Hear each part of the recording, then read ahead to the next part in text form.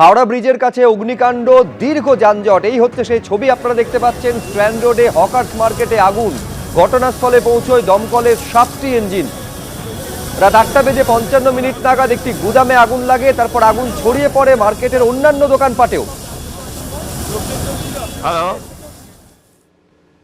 পশ্চিমবঙ্গে ক্ষমতা এলে সপ্তম পে কমিশন কার্যকর করার প্রতিশ্রুতি দিয়েছে বিজেপি।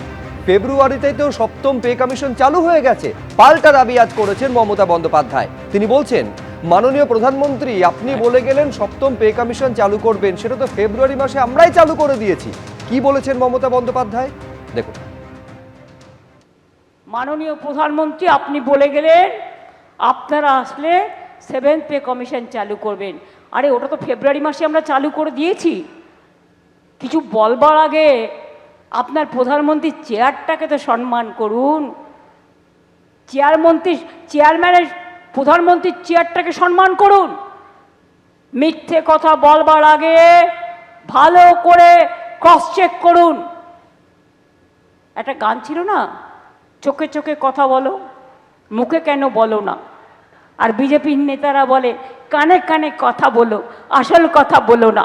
এবিপি আনন্দ, এগিয়ে থাকে, এগিয়ে রাখে।